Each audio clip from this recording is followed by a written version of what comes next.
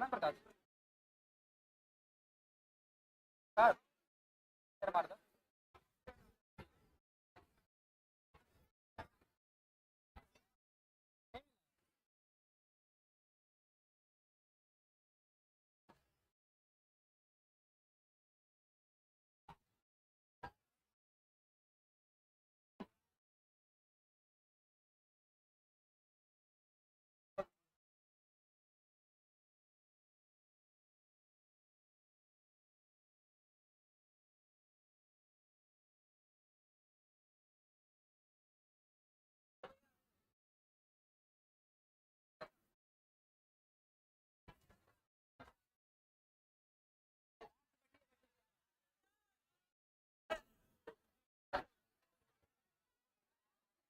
दीपक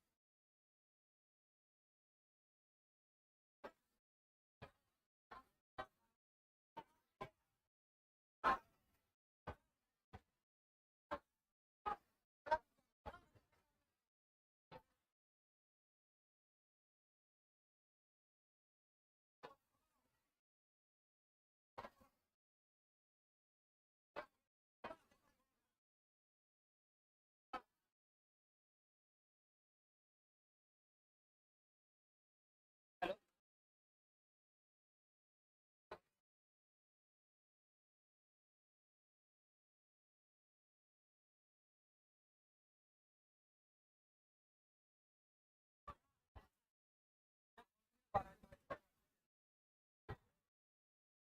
class लगा class.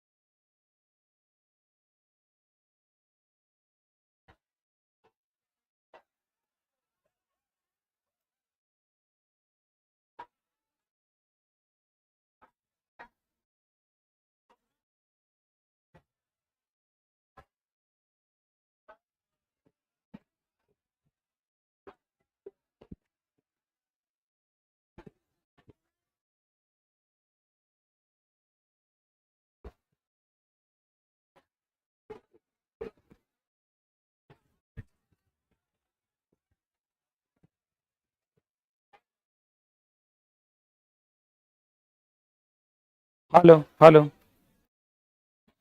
अच्छा चला, ये बताओ, एक एक बच्चा चार चार को पीडीएफ लेगा, ये गलत बात है कि नहीं? हाँ, एकदम ये कितना अन्याय वाला बात है। तुम समझो 500 टका में पढ़ा रहे हैं तुमको, तुमको तो खुद सोचना चाहिए कि हम अपना पीडीएफ ले लें, और किसी को लेना है तो वो अपना आके ले जाएगा। हम उसके लिए प्रोविजन बनाए हैं कि जो बच्चा यहाँ पढ़ रहा है, 500 रुपया दिया, उसको पीडीएफ हम देंगे, और जो बच्चा बाहर का होगा वो 5 रुपया देकर ले जाएगा। ये तो गलत काम न करता है। बताओ, एक एक बच्चा तीन तीन को पीडीएफ ले ले। कोई कहता है कि मेरे घर पे एगो दोस्त, दोस्त का तुम ठिकाना नहीं लिया है। अच्छा बताओ, कोई भी इंस्टीट्यूशन तुमको कैसे देगा 500 टका में इतना पीडीएफ भी पढ़ा भी देगा? एक मतलब तुम चुट्टा फ्रॉड न है रे। हाँ, अब ये से तरह में स्टूडेंट लाइफ में फ्रॉडगिरी आ गया है। तो तुम दूसरे के लिए चोरी कर रहा है, अपने लिए तो नहीं है कर रहा है, दूसरे के लिए। अब बताओ, 5 टका वो नहीं देगा, चला, तो हम दूसरे जो बाहर का बच्चा है उसको क्यों देंगे पीडीएफ? ऐसा है कि मेरे घर, मेरे हाथ में कलम है, हम तुमको पढ़ा सकते हैं, लेकिन मेरे हाथ में पेपर है क्या? प्रिंट होता है क्या? मेरे पास तो नहीं होगा, उसके लिए तो पे करना होता है। ये तो गलत बात है एकदम, ये फ्रॉडगिरी कहते हैं इसको। एक एक बच्चा चार चार को पीडीएफ रख ले, 2 को तक तो चलो फिर भी बर्दाश्त है। कल 50 को बच्चा बाकी था, आज 300 पीडीएफ आया, 300 खत्म हो गया, तो यो बच गया होगा। कितना गलत बात है ये। थोड़ा सा चला ना, अपने ईमानदारी को भी बचा के रखो, ठीक ना? अब जब तुम मेरे जैसे टीचर के साथ ऐसा कर सकता है, तुमको ये समझ में नहीं आता कि बंदा 500 टका लेके अभी क्लास 8th में 9th का पीडीएफ देगा, 10th का पीडीएफ देगा, और कैसे हम उसके साथ गलत करते हैं। तुम्हारा कोई दोस्त है तो उसको बोलो जाओ तुम वहां से लेके आओ, हम क्यों लाएंगे तुम्हारे लिए? कितना गलत बात है।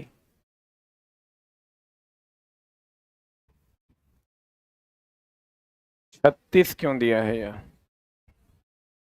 जहां से पढ़ा रहे तो वहीं से पढ़ाएंगे। कहां तक था? अरे कल कहां पर खत्म किए थे?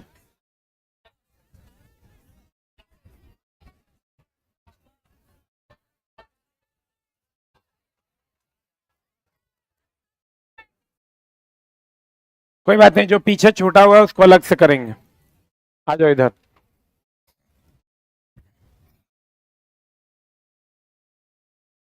शुरू करें? यहां तक हुआ था।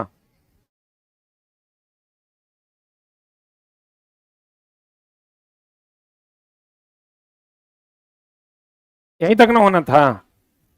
आ जाओ इधर। कहते हैं दोस्त मेरे, सूक्ष्म जीवों को कितने भागों में बांटा गया है? कितने भागों में? देखो, जीवाणु और कवक, इसको पृथ्वी का अपमार्जक कहते हैं, क्योंकि पृथ्वी पर सभी चीजों को सड़ाने में इसी का योगदान है। इसको कहते हैं पृथ्वी का अपमार्जक। क्या कहते हैं इसको? पृथ्वी का अपमार्जक, क्योंकि पृथ्वी पर अपमार्जक मतलब होता है पाउडर, सरफ। पृथ्वी का सरफ यही है। जल्दी लिख। कवक और शैवाल से बनता है लाइकेन। कवक प्लस शैवाल से बनता है लाइकेन।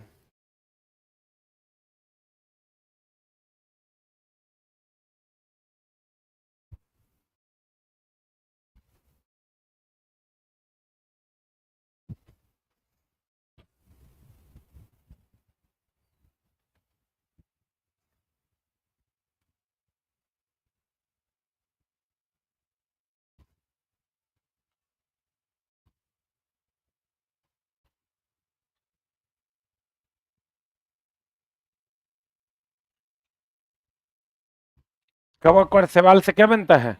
लाइकेन। और जीवाणु और कवक पृथ्वी का क्या है? अपमार्जक। लाइकेन को प्रदूषण सूचक कहते हैं, याद है? यह CO2 से अभिक्रिया करके अपना रंग क्या कर लेता है? बदल लेता है। इसलिए लाइकेन को प्रदूषण सूचक के नाम से जानते हैं। अब पृथ्वी का अपमार्जक कौन है? जीवाणु और कवक। लाइकेन को क्या कहते हैं? प्रदूषण सूचक।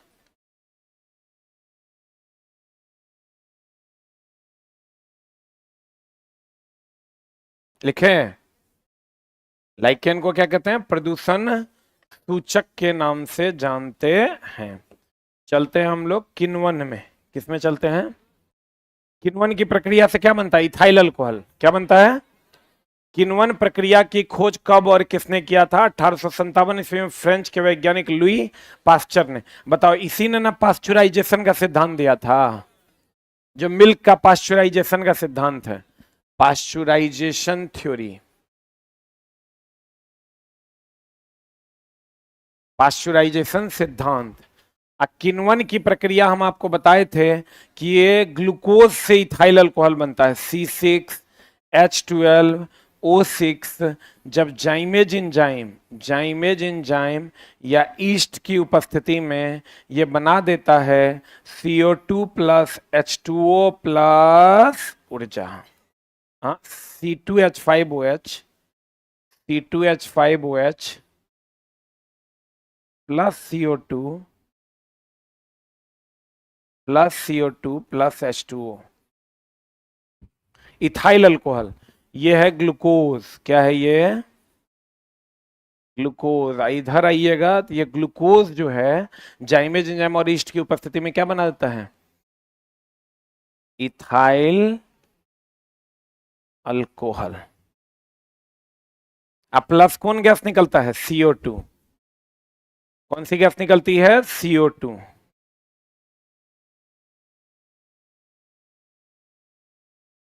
हो गया? आपको कहेगा बताइए किस विधि द्वारा अल्कोहल बनता है? C2H5OH किण्वन विधि द्वारा। कौन विधि द्वारा? कहेगा किण्वन में कौन सी गैस निकलती है? CO2। कौन सी गैस निकलती है?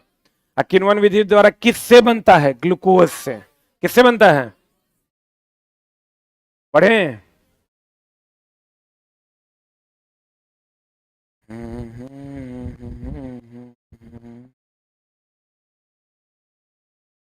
ये को छोटा 4 गो PDF रख ले, खून कर देंगे दुष्ट का। हो गया? ये गलत बात नहीं है? पगला कहेंगे। 2 गो तक मान लो ले लिया, कोई बात नहीं। अब काहे लगा यहाँ 4 गो पे कहिए नहीं रहा कि काहे लिए हैं, तो कहता है 2 गो ले। बताओ दही में कौन सा जीवाणु पाया जाता है? लैक्टोबैसिलस। एक बात बताओ, दही, एक मिनट रुक रुक रुक ना, तनी समझ लो। दही में लैक्टिक एसिड पाया जाता है। देखो पहले पहले समझो तो। दही में कहेगा कौन सा अम्ल पाया जाता है? ए लड़की, ए चल बाहर, जब मन तब चल।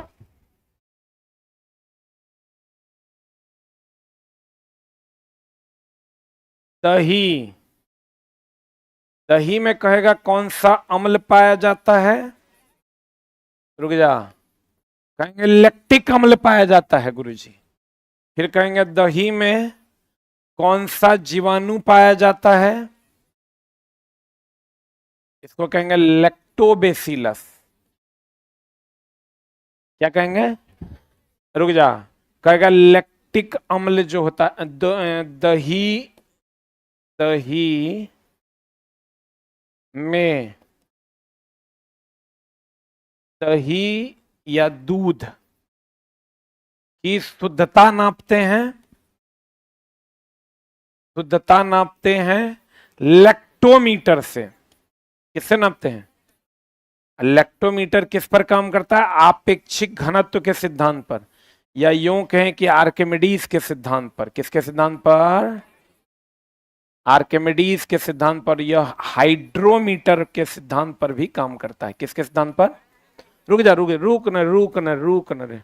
अच्छा एक बात बताओ, दूध हम लोग कहते हैं ठीक नहीं है, कब कहते हैं? जब पतला होता है कि मोटा? ये जो हाइड्रोमीटर है ये घनत्व ही तो नापता है कि पतला है कि मोटा है, पतला है कि मोटा है। अच्छा बताओ, दही मोटा रहे तब बढ़िया कि पतला रहे तब बने? मतलब मोटा के घनत्व ज्यादा या पतला के घनत्व तो कम। तो भैया हाइड्रोमीटर का काम है आपेक्षिक घनत्व को नापना, तो घनत्व नाप लेगा। और ये आर्किमिडीज के सिद्धांत पर काम करता है, तो इसी लैक्टोमीटर इसी के सिद्धांत पर काम करता है। और इसी से हम लोग दूध या दही की क्या नापते हैं? शुद्धता। दही में उपस्थित जीवाणु कौन है? लैक्टोबैसिलस। और दही में जो अम्ल पाया जाता है वो है लैक्टिक एसिड। लिख जल्दी।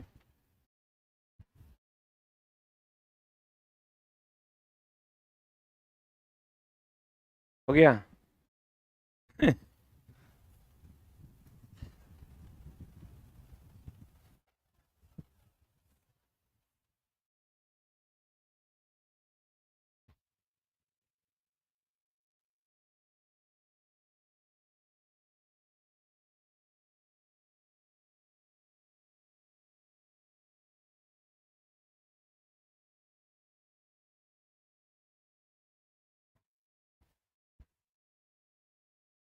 कल आपका वो क्लास नहीं हुआ था ना,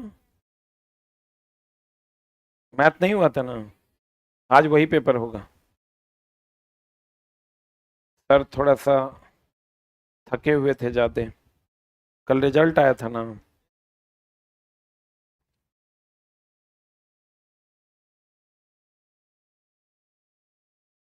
मिठाई आप लोग का रिजल्ट आएगा तो खिलाएंगे।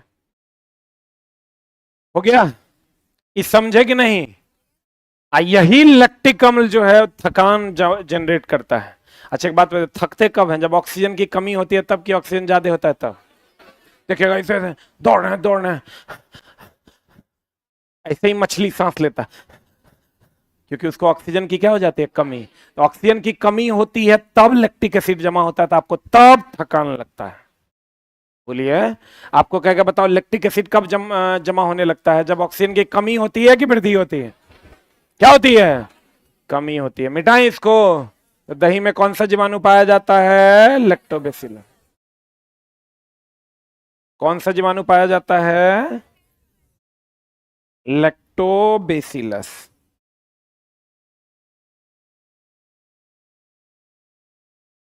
अगला अगला अगला नंबर कितना?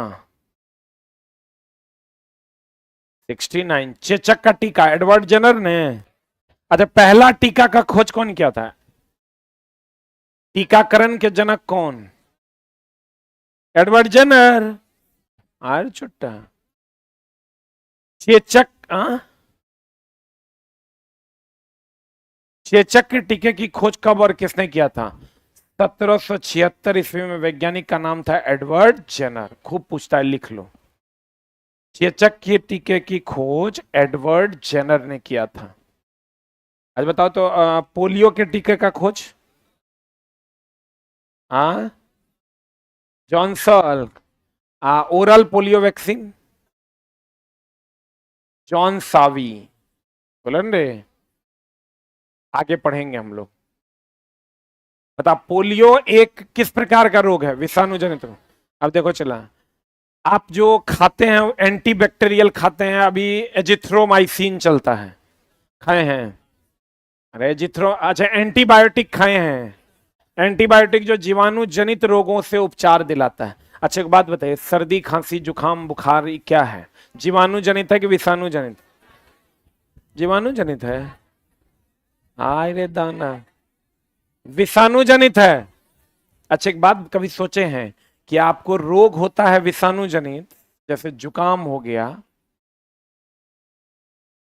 ये विषाणु जनित रोग है,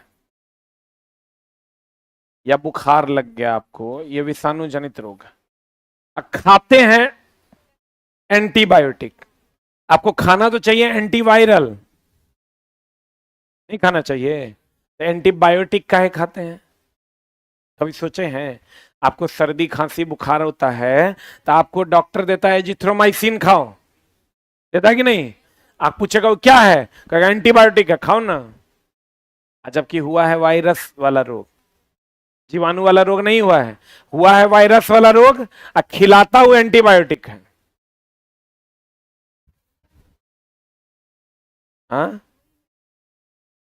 डब्ल्यू बी, हाँ वेरी गुड, लड़की एकदम सही बोल रही है। ये होता क्या है कि जब आपको विषाणु जनित रोग होता है तो वो आपके इम्यून सिस्टम को कमजोर कर देता है। तो जो जीवाणु, हानिकारक जीवाणु जो अभी अटैक नहीं कर पा रहे हैं, वो अटैक कर देंगे, ये तो अपने आप ठीक हो जाएगा। इसके लिए हमारा शरीर अपने आप डब्ल्यूबीसी जनरेट करेगा। डब्ल्यूबीसी जो है रोग प्रतिरोधक क्षमता जनरेट करेगा, और विषाणु जनित रोग अपने आप ठीक होता है। विषाणु जनित रोग का कोई दवाई नहीं है, सिर्फ प्रिवेंशन है, टीका है। सिर्फ क्या है, रोग होने से पहले आप इसका दवाई ले सकते हैं, रोग होने के बाद नहीं। कुछ तो विषाणु जनित रोग ऐसे भी हैं जो रोग होने के बाद आप पहले भी दवाई नहीं ले सकते हैं, बाद में नहीं हो सकते, ले सकते हैं। हुआ मतलब गए, जैसे HIV हुआ मतलब गए। और आप कहिएगा हम प्रिवेंशन के लिए टीका लगा लेंगे, वो नहीं होगा, उसका टीका है ही नहीं है। अब इसके साथ समस्या क्या है, विषाणु के साथ इसका कोई दवाई नहीं है।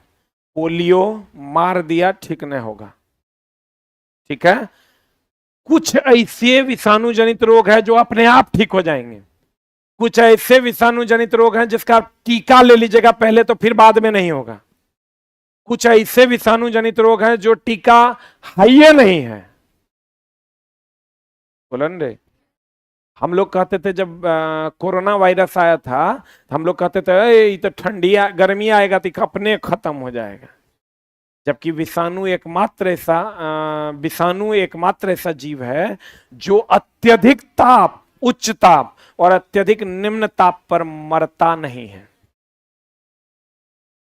और इसमें एक और खासियत है, ये कहता है कि हम जब तक हमको कोई मिलेगा नहीं हम निर्जीव हैं, हम मिल गया तो हमारा से बड़का सजीवो कोई नहीं है। मतलब ये परजीवी है। क्या ये, अगर इसको टारगेट नहीं मिला ये निर्जीव है, टारगेट मिल गया तो सजीव है। यानी आप कह सकते हैं विषाणु जनित रोग जो होते हैं इसका उपचार नहीं हो सकता। एक बात, कुछ रोग टीका से ठीक होता है,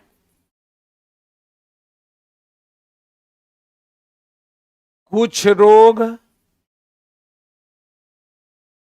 WBC रोग प्रतिरोधक क्षमता उत्पन्न करता है, उससे ठीक होता है। रोग प्रतिरोधक क्षमता उत्पन्न करता, उससे ठीक होता। रुक जा, रुक रुक रुक। यानी अगर आपको सर्दी खांसी बुखार हो गया, अगर टाइफाइड नहीं हुआ, डेंगू नहीं हुआ, वायरस से हुआ है, तो आप 3 दिन में अपने ठीक हो जाइएगा। 2 से 3 दिन में WBC जनरेट हो जाए।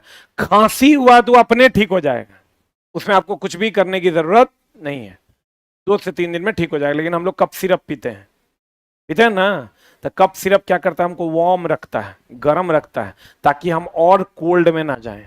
लेकिन जितना हुआ है उसको कम नहीं करेगा, वहां से WBC जो है रोग प्रतिरोधक क्षमता जनरेट करेगा और आपका ठीक कर देगा। कुछ रोग हैं जैसे पोलियो हो गया, टीका से ठीक हो जाता, टीका अगर ले लिए पहले तो बाद में नहीं होगा। कुछ इसका हेपेटाइटिस है, इसका टीका है, ले लिए पहले तो बाद में नहीं होगा। और कुछ रोग हैं जगह उपचार नहीं है, जैसे HIV एक बार हो गया तो फिर उसका कोई उपचार नहीं है। और HIV सबको पता है कि अनैतिक यौन संक्रमित रोग है, मतलब यौन द्वारा संक्रमित होता है, सेक्सुअली ट्रांसमिटेड डिजीज है। और अगर आप इससे बचना चाहते हैं तो कॉन्डोम का प्रयोग कीजिए सेक्स करने समय में, तो आपको ये नहीं होगा। वैसे जनरली ऐसा नहीं है कि कोई किसी के साथ सेक्स कर लेगा तो उसको HIV हो ही जाएगा, सामने वाले को भी HIV होना चाहिए, या जो कर रहा है उसको HIV होना चाहिए। तो ये अधिकतर प्रोस्टिट्यूट्स वगैरह में अधिकतर पाया जाता है, क्योंकि वहां नंबर्स थोड़े ज्यादा होते हैं। लेकिन 3, 4, 5 तक में समाज में ऐसी गंदगी नहीं फैलती है। लेकिन फिर भी आप थोड़ा सा सावधान रहें, इन सब चीजों से दूर रहें। अब देखो, विषाणु की अगर हम बात करें तो ये परजीवी है, क्या है ये, और अत्यधिक उच्च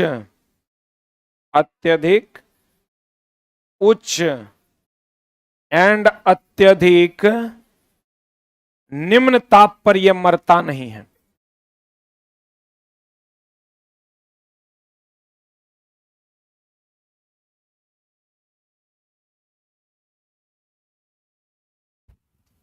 लिखो जल्दी, अत्यधिक उच्च ताप और अत्यधिक निम्न ताप पर यह मरता नहीं है।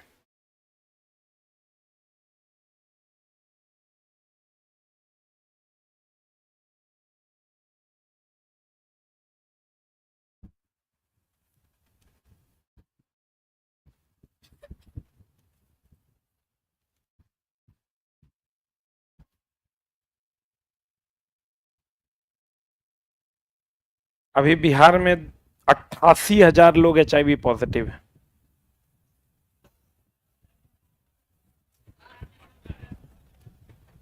मार्च 2024 से लेके अक्टूबर 2024 के बीच में 6,000 लोग पटना में HIV से पॉजिटिव हुए। हाँ, नंबर 1 में पता नहीं कौन है।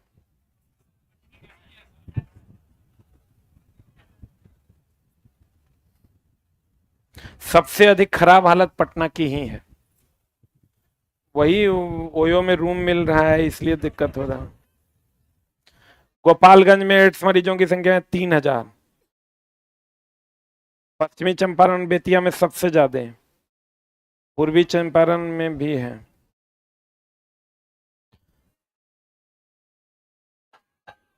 अच्छा, बायोलॉजी पढ़ाएंगे तो बताएंगे, तरह कोपचा मिलना न बताएंगे। हो गया। अच्छा चला, इसमें समाज में अवेयरनेस होना ही चाहिए, नहीं होगा तो धीरे धीरे, अभी 88,000 है तो तुम सोचो 88,000 लोग कितने लोगों को पॉजिटिव कर सकते हैं? नहीं कर सकते। इसलिए इसकी तो एकदम अवेयरनेस होनी चाहिए। हो गया। परजीवी अत्यधिक उच्च और अत्यधिक निम्न ताप पर मरता नहीं है। जुकाम, बुखार। हो गया। अरे हुआ। बढ़े आगे। तब पोलियो क्या है? विषाणु जनित रोग। अब पोलियो का टीका का खोज कौन किया? एडवर्ड जनर। साल्क ना? अरे चुट्टा, जॉन साल्क ना? इसका टीका का खोज किया था जॉन साल्क ने। हाँ, ये है रे, पहली बार आया क्या क्लास? तो शांति से बैठ ना, हल्ला क्या करता है, को करता है। बढ़े। अरे बढ़े। द नेक्स्ट वन इज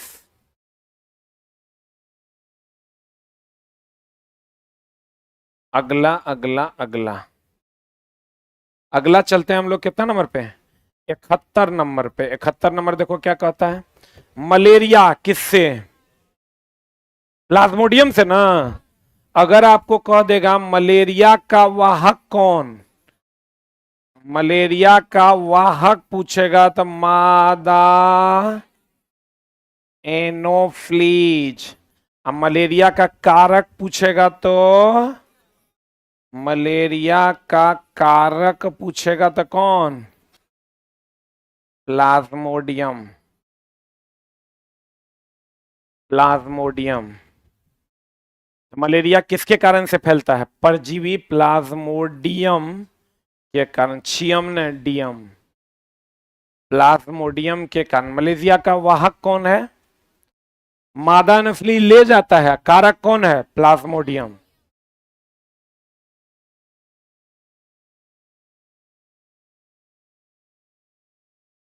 बढ़े।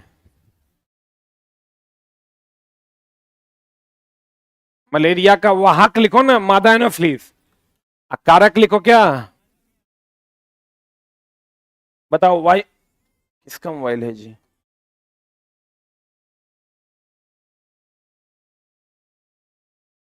आ जाओ इधर। वायुमंडल में सर्वाधिक मात्रा में कौन सी गैस पाई जाती है? नाइट्रोजन। कितना परसेंट? 78%।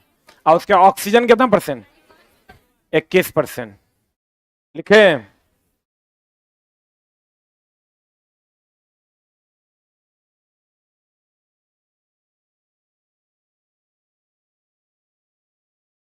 अगला अगला अगला बताओ, हम बोले थे आपको कि डेंगू किससे फैलता है? मादा एनोफ्लीज से। मादा एडीज मच्छर से। मादा एनोफ्लीज से फैलता है। एडीज मच्छर से क्या फैलता है? डेंगू। एनोफ्लीज से क्या फैलता है? मलेरिया। गाय के खुर तथा मुंह पका रोग किससे होता है? फुट एंड माउथ रोग इसी को ना कहते हैं, विषाणु के कारण होते हैं। इसको कहते हैं इंग्लिश में फुट एंड माउथ रोग। फुट एंड माउथ रोग ये किससे होता है? विषाणु जनित रोग होता है।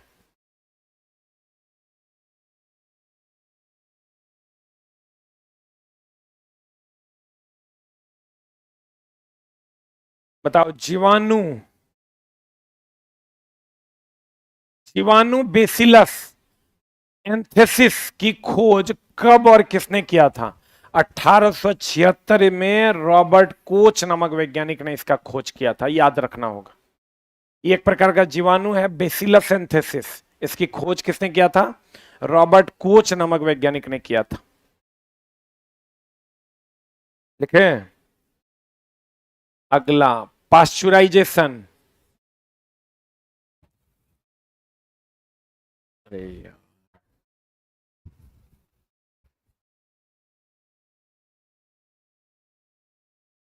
बता, पास्चुराइजेशन का खोज कौन किया? किसने किया? पास्चुराइजेशन प्रक्रिया की खोज किसने किया था? लुई पास्चर ने। किसने किया था? लुई पास्चर ने।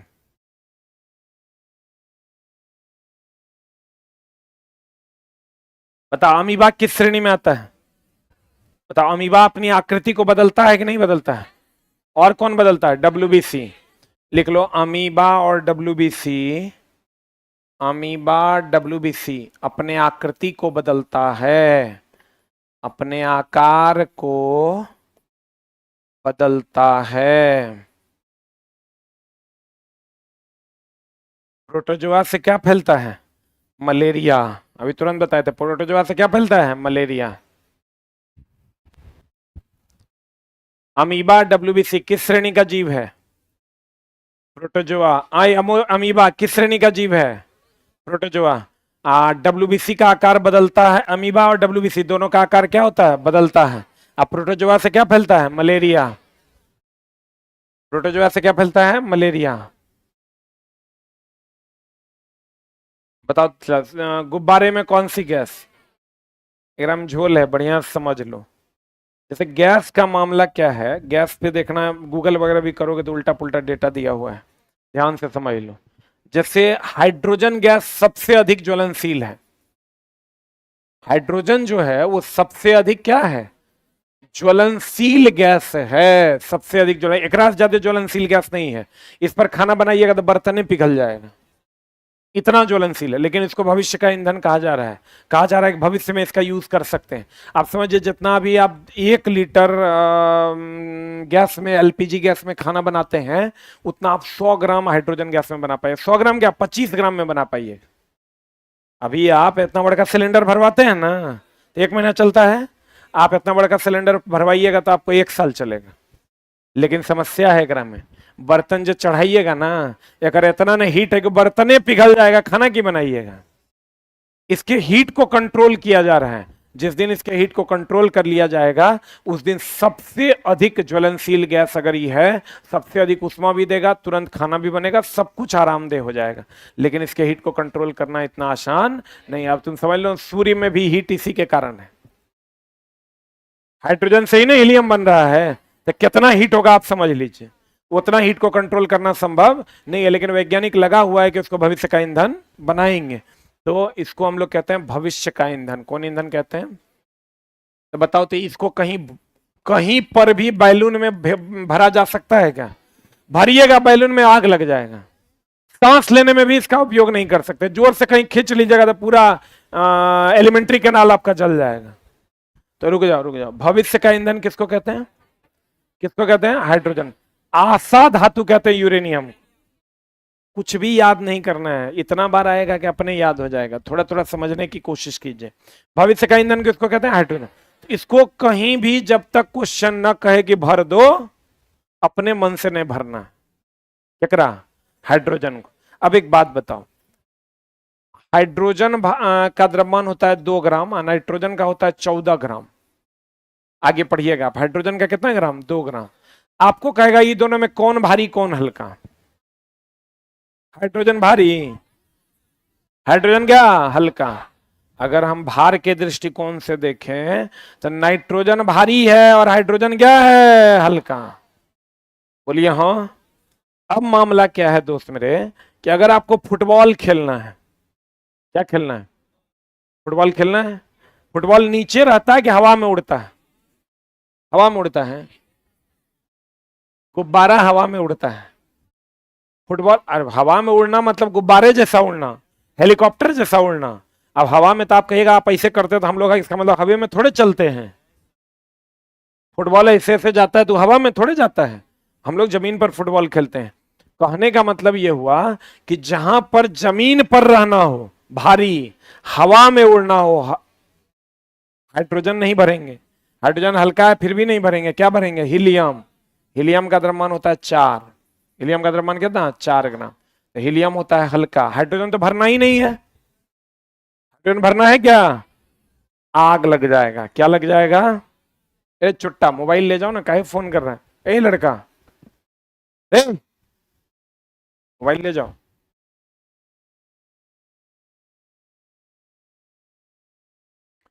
अब देखो ध्यान से समझना, हमने आपको कहा कि अगर नाइट्रोजन 14 ग्राम है, हीलियम 4 ग्राम है, भारी कौन? आज के बाद तुरा कोई कंफ्यूजन नहीं होगा ना, तो कहेगा फलना जगह कौन सी गैस भरती है, कोनो न कोनो तू भरिए देगा, ठीक है ना, कोनो एगो तो मारिए देगा, बाद में जो होगा से होगा। ध्यान से समझना, हमने कहा नाइट्रोजन भारी के हल्का, हीलियम हल्का, सबसे हल्की गैस कौन? हाइड्रोजन। लड़का पूछोगे सबसे हल्के, हीलियम हीलियम हीलियम। का है भाई? हीलियम 2 ग्राम है, 4 ग्राम है, हीलियम हाइड्रोजन सबसे हल्का, हाइड्रोजन 2 ग्राम होता है। अब मामला ये है कि हाइड्रोजन भरना नहीं है, आज के बाद थोड़ा दिक्कत नहीं होगा, बढ़िया सीख लो। हाइड्रोजन भरना है, भारी कौन है? हल्का कौन है? हीलियम। हवा में उड़ना है कौन? हवा में उड़ना है, हवा में उड़ना है, हवा में उड़ना है यानी बैलून। क्या भर दें ग्राम में? हीलियम भर दें? अरे बोले वे नहीं करेगा। अब फुटबॉल को तो जमीन पर रहना है, तो फुटबॉल में कौन सी गैस भर दें? कौन सी गैस भर दें? नाइट्रोजन। रुक जा, हम लोग जो वायुयान के टायर में, किसके टायर में? अब देखो वायुयान के टायर में हम लोग हीलियम भी भरते हैं, नाइट्रोजन भी भरते हैं। पहले सुन तो लो, वायुयान के टायर में हीलियम भी भरते हैं, नाइट्रोजन भी भरते हैं। आप देख लीजिएगा आपका ऑप्शन कैसा है, कोई एक को देगा, दोनों नहीं देगा। तो आप वायुयान के टायर की अगर बात कीजिएगा तो वायुयान के टायर में अक्सर जो आपको ऑप्शन मिलेगा, यूट्यूब वगैरह पे गूगल कीजिएगा तो आपको ऑक्सीजन प्लस नाइट्रोजन भी मिलेगा, ऑक्सीजन प्लस हीलियम भी मिलेगा। वायुयान के टायर में आप मारिएगा अगर, अक्सर वो ऑक्सीजन प्लस क्या मिलेगा? हीलियम, क्योंकि हीलियम हल्की गैस है, ऊपर उड़ती है, ठीक है। लेकिन इसका आंसर ऑक्सीजन प्लस नाइट्रोजन ही होता है। अब इतना भी भारी नहीं है ना, है कि चक्का में दे देंगे तो चक्का बैठ जाएगा, गैस है ना है। अब देखो दोनों नहीं रहेगा, कोई एक रहेगा। अगर दोनों रहा तो क्या मारिएगा? एक से अधिक मारिएगा। अब देखिए, ये रुक जा, रुक रुक एकदम आराम से समझ लो, तब को किया ना, क्योंकि जैसे ही पढ़ाते हैं ना फट से गूगल करके हमारा दिखाएगा। गूगल हम 1956 से देख रहे हैं, देश आजाद हुआ होकर कनिए दिन बाद से हमारा गूगल पे दिखा देंगे। तो विकीपीडिया सबसे सबसे विश्वसनीय वेबसाइट विकीपीडिया। अब विकीपीडिया में गलती है, अच्छा वो छोड़ो, सबसे विश्वसनीय तो किताब एनसीईआरटी, ओकरो में गलती है। आप बताओ, ओकरो में गलती है? अब तू भी देखेगा तो कह देगा हाँ ये गलती है। जैसे वो प्रिंटिंग एरर है, प्रिंटिंग एरर नहीं, जो लिखा है वो छोटा समझ नहीं पाया। आपको क्वेश्चन नहीं समझ पाया, आप ही ढेर होशियार हो गए हैं। हम ऑब्वियसली हम होशियार हैं भाई, हम ओकरा से ज्यादा होशियार हैं। वो बीएससी किया होगा तो किताब लिखा होगा, मेरा इंजीनियरिंग ग्रेजुएट है तो ओकरा से ज्यादा साइंस हम जानवे करते हैं। एकदम तुम इसके लिए निश्चिंत रहो। और तू देख के कह देगा कि हाँ सर यहाँ एरर है। एनसीईआरटी एग्जाम्पलर में अणु के जगह परमाणु लिखल है, परमाणु की जगह अणु लिखल है। और जो फूसेंट है उसमें प्लांक्स कांस्टेंट का मात्रक गलत लिखल है।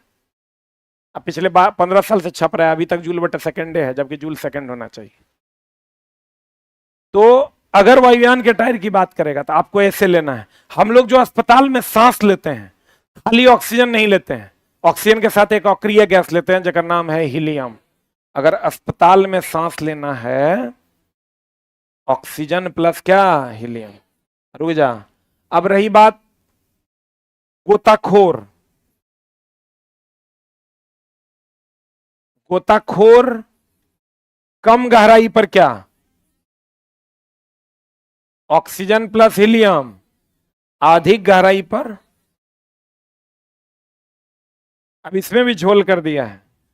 कहीं कहीं पर तुमको ऑक्सीजन प्लस नाइट्रोजन, कहीं कहीं पर ऑक्सीजन प्लस हीलियम देगा। रुक जा, रुक रुक रुक, इसका भी आंसर दोनों है।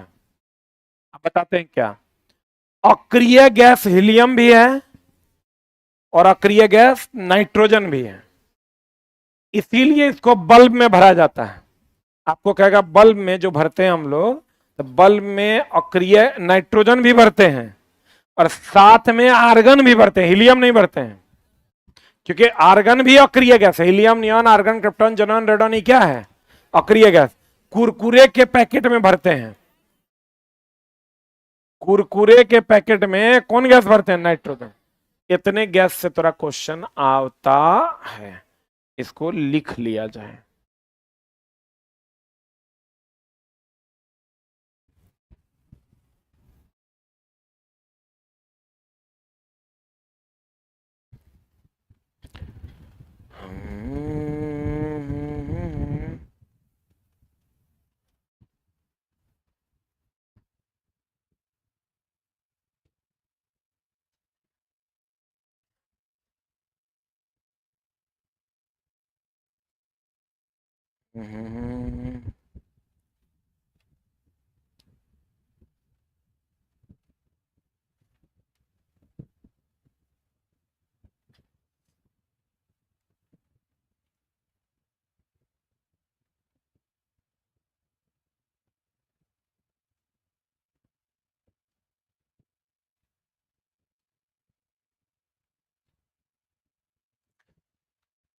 ऑनलाइन में भी बच्चा एकदम रेगुलर फॉलो करता है। कुछ फायदा हो रहा है चला कि ऐसे ही मजे ले रहा है? तुम 6 7 खत्म हुआ, थोड़ा बहुत फायदा हो रहा है? एक आध को क्वेश्चन तो सेट में मिलता होगा, नहीं मिलता है? अच्छा, नहीं मिलता है तो आगे और मिलेगा। वैसे मिलता ही होगा अगर सेट देता होगा तो। रियल रसास्वादन तुमको मिलेगा 9th और 10th में। जे बच्चा रेगुलर नहीं है 9 10 में खाली बाउंसर होगा। अभी भी समय है, पीछे की कक्षाओं को कर लीजिए। यूट्यूब पे दुगुना स्पीड पे लगा दीजिए, तनी बॉयफ्रेंड गर्लफ्रेंड कम कीजिए, अब पढ़ाई पे ज्यादा ध्यान दीजिए। हो गया? अरे हुआ? बढ़े?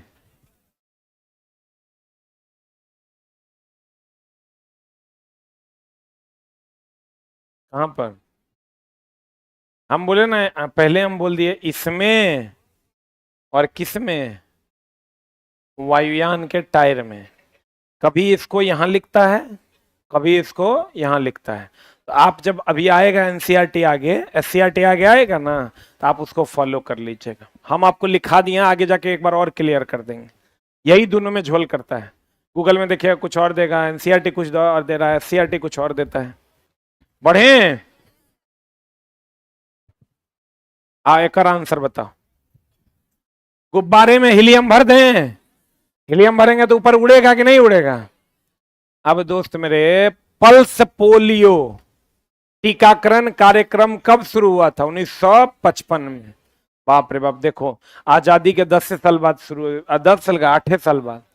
खत्म कब हुआ? मतलब कब माना गया कि भारत पोलियो मुक्त है? 27 में? पता नहीं, हमको नहीं पता, करंट अफेयर्स वाले सर बताएंगे। कब माना गया बताओ, स्टार्ट कब हुआ था? 1955 में।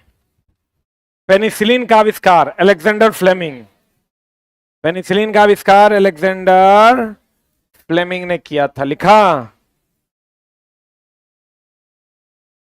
पेनिसिलिन का आविष्कार किसने किया था? अलेक्जेंडर फ्लेमिंग ने। लिखो ना जी, लिखे। अच्छा बताओ, 2 बूंद जिंदगी का एक नारा था? पोलियो उन्मूलन ना। 2 बूंद जिंदगी का नारा किससे संबंधित है? पोलियो उन्मूलन से।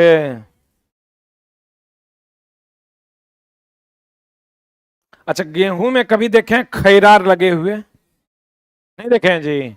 रस्ट लगा हुआ किसके कारण होता है? कवक के कारण। अच्छा, धान के खेत में खैरा रोग देखे हैं? जिंक की कमी से होता है। देखो, धान के खेत में खैरा रोग। अच्छा, धान के पत्ता पर देखे हैं कभी खैरी खैरी जम जाता है? नहीं देखे हैं जी। कौन किसान है आप लोग? धान में खैरा रोग किसकी कमी से? जिंक की कमी से होता है। धान में खैरा रोग किसकी कमी से? जिंक की कमी से होता है। धान में खैरा रोग किसकी कमी से? जिंक की कमी से। गेहूं में जो रस्ट होता है, गेहूं में जो रस्ट होता है वो किससे? कवक से। गेहूं में रस्ट किससे होता है? कवक से। धान की कमी में खैरा रोग किसके कारण? जिंक के कारण। धान में खैरा रोग किसके कारण? जिंक के कारण। गेहूं में रस्ट किसके कारण? कवक के कारण। लिखे? गेहूं में रस्ट किसके कारण? हाँ बताओ। चला, दाब बराबर होता है बल बटा। देखो इसको डिफाइन कैसे करते हैं। जैसे अगर कहीं पर लिखा हुआ है, ये किताब का भाषा है, मास्टर बनिएगा तो ये भाषा बड़ा काम आएगा। कैसे? देखिए, अगर कहीं पर लिखा हुआ है कि पाकिस्तान बराबर कुत्ता बटा क्षेत्रफल, हम कहेंगे एकांक क्षेत्रफल में उपस्थित कुत्तों की संख्या को पाकिस्तान कहते हैं। रन रे, इस पहले रुक तो जाओ। मास्टर बनोगे ना, तो मास्टर बनोगे तो लिखाना पड़ेगा बच्चा को डिफिनेशन। वो कंपटीशन वाला बच्चा नहीं ना है, ओकरा लिखना पड़ता है दाब को परिभाषित करें। तो तोरा डिफिनेशन लिखाना पड़ेगा तब ना तुम वो लिखेगा। हम तोरा बता देते हैं जुगाड़ कैसे लिखाना है। ओकरा लिखाना है, देखो ई ऐसे है ना, एकरा तुम दो तीन तरीके से लिखा सकते हो। बाबू लिखना दाब, कहेगा हाँ गुरु जी दाब। कहना बाबू लिखो एकांक क्षेत्रफल, यानी ये अगर ये एक होगा, एकांक क्षेत्रफल में उपस्थित कुत्तों की संख्या को पाकिस्तान कहते हैं। ठीक है? इसको और दूसरे तरीके से भी आप लिखा सकते हैं। अगर आपको लगता है कि मुझे दूसरे तरीके से लिखाना है, लिखाएंगे कुत्ता और क्षेत्रफल का अनुपात पाकिस्तान कहलाता है। इसको आप तीसरे तरीके से भी लिखा सकते हैं, कुत्ता प्रति एकांक क्षेत्रफल में उपस्थित, प्रति एकांक क्षेत्रफल में उपस्थित कुत्तों की संख्या को पाकिस्तान कहते हैं, या कुत्ता और क्षेत्रफल का अनुपात पाकिस्तान कहलाता है। तो देखो, तो वैसे ही दाब को क्या लिखेंगे? दाब बराबर होता है बल बटा क्षेत्रफल। तो इसको हम लोग डिफाइन करेंगे। अगर क्षेत्रफल को 1 मान लें, अगर क्षेत्रफल को कितना मान लें? क्षेत्रफल को एकांक मान लें, तो बताओ दाब बराबर किसके हो जाएगा? बल के हो जाएगा। बोलबे नहीं करेगा। अगर क्षेत्रफल को एकांक मान लें तो दाब बराबर किसके हो जाएगा? बल के। तो इसीलिए तो डिफाइन कर रहे हैं, प्रति एकांक क्षेत्रफल में लगने वाले बल को दाब कहते हैं। प्रति एकांक क्षेत्रफल में लगने वाले बल को दाब कहते हैं। बल और क्षेत्रफल का अनुपात दाब कहलाता है। जैसे कहीं पर लिखा हुआ है घनत्व बराबर द्रव्यमान बटा आयतन, इसको कैसे लिखेंगे? इसको कहेंगे प्रति एकांक आयतन में, प्रति एकांक आयतन में उपस्थित द्रव्यमान को घनत्व कहते हैं। प्रति एकांक आयतन में उपस्थित द्रव्यमान को घनत्व कहते हैं, या द्रव्यमान और आयतन का अनुपात घनत्व कहलाता है। प्रति एकांक क्षेत्रफल में लगने वाले बल को दाब कहते हैं, या बल और क्षेत्रफल का अनुपात दाब कहलाता है। बुझो तड़हो नहीं के बुझात, आप डिफाइन कर लीजिएगा। अति केकरो कर सकते हैं आप। चाल बराबर दूरी बटे समय, तो अब बाबू को लिखाइएगा, बच्चा को लिखाइएगा, बाबू लिखो चाल का परिभाषा। क्या लिखो? एकांक समय में चली गई कुल दूरी को चाल कहते हैं। दूरी और समय का अनुपात चाल कहलाता है। बोलिए। सब मास्टर बनने का आपको जुगाड़ बता रहे हैं। क्या हुआ है? कह रहे हैं नीचे लाइब्रेरी में।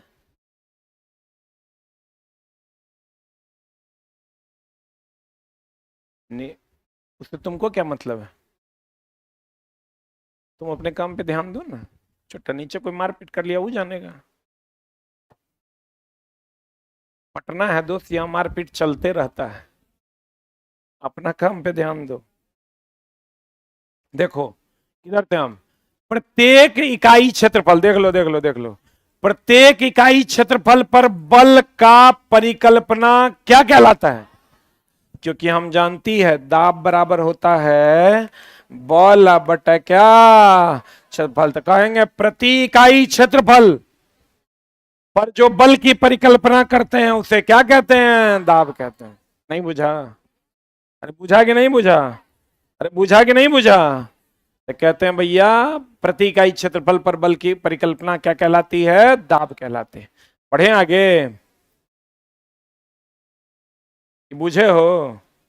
अब दाब का यूनिट बताओ क्या हो जाएगा? बल का सही मात्रक होता है न्यूटन, और क्षेत्रफल का होता है मीटर स्क्वायर। न्यूटन बटा मीटर स्क्वायर है, इसी को हम लोग क्या कहते हैं? पास्कल। इसी को क्या कहते हैं?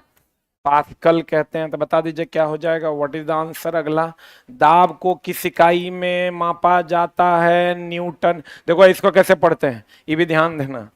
जैसे हम कहीं पर लिख दिए कुत्ता बट समय का स्क्वायर, इसको पढ़ेंगे ई इसको पढ़ते हैं प्रति। क्या पढ़ते हैं? इंग्लिश में पढ़ते हैं पर। इंग्लिश में क्या पढ़ते हैं? पी आर पर। कुत्ता प्रति स्क्वायर समय। कैसे पढ़ते हैं इसको? कुत्ता प्रति स्क्वायर समय। तो अगर कहीं पर लिखा हुआ है न्यूटन बटा मीटर स्क्वायर, इसको पढ़ेंगे न्यूटन प्रति मीटर स्क्वायर, या स्क्वायर मीटर या मीटर स्क्वायर। कुत्ता प्रति स्क्वायर समय या समय का स्क्वायर, या न्यूटन प्रति मीटर स्क्वायर। पढ़ लोगे? बोलो ना रे, हम साफे मान के पढ़ा रहे हैं, तुम लोग कुछ भी नहीं करता है। दाब किस इकाई का मात्रक? न्यूटन प्रति वर्ग मीटर। बताओ वर्ग मतलब स्क्वायर ना, इसी को क्या कहते हैं? पास्कल। इसी को क्या कहते हैं? पास्कल। बोलो ना रे, इसी को क्या कहते हैं? पास्कल। बताओ इसको क्या पढ़िएगा? मीटर, मीटर बटा सेकंड स्क्वायर, इसको क्या पढ़िएगा? मीटर प्रति वर्ग सेकंड। अभी पढ़े हम लोग न्यूटन बटा मीटर स्क्वायर, इसको पढ़ते हैं न्यूटन प्रति वर्ग मीटर, मीटर प्रति वर्ग सेकंड। बोलो ना रे। दाब बराबर बल बटा क्षेत्रफल को क्या पढ़ेंगे? दाब बराबर बल बटा क्षेत्रफल, इसको क्या पढ़ेंगे? एकांक क्षेत्रफल में लगने वाले बल को दाब कहते हैं। बल प्रति एकांक क्षेत्रफल को दाब कहते हैं। बल और क्षेत्रफल का अनुपात दाब कहलाता है। धीरे धीरे सीख जाइएगा, टेंशन नहीं लेना है। बोलिए समझ में आया कि नहीं? आज की कार्रवाई यहीं तक। Thank you very much. हम सोच रहे थे चला कुछ दिन के लिए आपके बैच से छुट्टी ले लें, हम अपने जगह पर हिस्ट्री लगा देते हैं। सुना न बताते हैं। अरे history is important subject for you. हम 20 दिन का छुट्टी ले रहे हैं। अच्छा आज विचार विमर्श कर लो, कल बताते हैं। सुनो तो, हम होली के बाद फिर इसको स्टार्ट करेंगे, तब तक हिस्ट्री कंप्लीट हो जाना, तो हिस्ट्री रह जाएगा तुम्हारा। कितने लोग तैयार हैं इसके लिए? वेरी गुड, सारे बच्चे तैयार हैं। तो मिलते हैं हम लोग। ऑनलाइन वाले अगर आप तैयार हैं कि हमारे जगह पर हिस्ट्री लग जाए तो एक टाइप करें, नहीं तैयार हैं तो 2 टाइप करें। बता दें, सुनो तो, जब तक तुम 10, 12, 15 क्लास करोगे हिस्ट्री, मॉडर्न हिस्ट्री शुरू करेंगे। मॉडर्न हिस्ट्री शुरू होगा 10, 12, 15 क्लास जब तक आप इधर कीजिएगा ना, तब तक के लिए हम छुट्टी ले रहे हैं। बात बस होली के जस्ट बाद फिर हम आपकी सेवा में उपस्थित हैं। क्या? Very good. अच्छा अभी कल हैं हम, कल हम हैं, कल आपकी सेवा में उपस्थित हैं। अच्छा क्लास 8 सुनिए तो,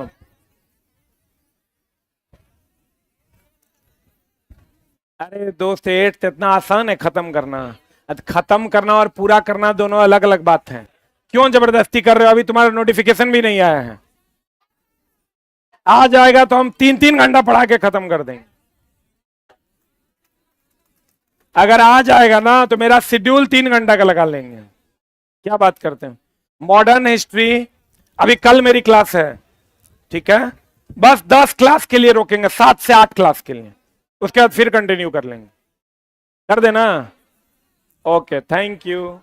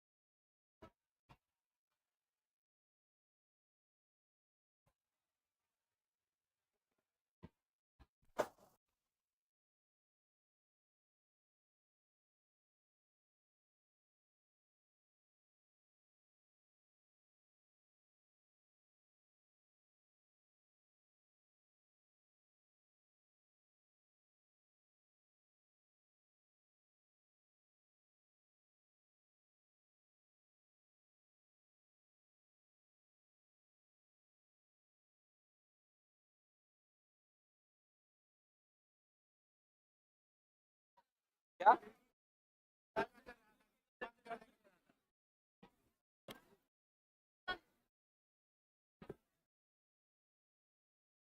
क्या हुआ बोलिए। उस सेंटर से जाके ले लीजिएगा ना। देंगे जाते क्लास जाते वक्त मिलेंगे। अभी देंगे तो कहेगा हमको दीजिए हमको।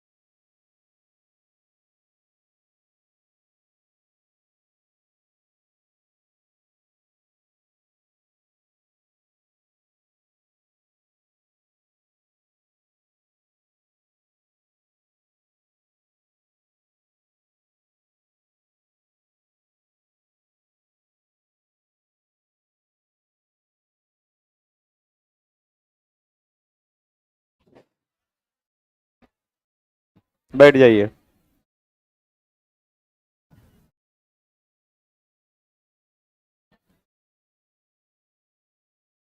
आज का पहला सवाल देखेंगे।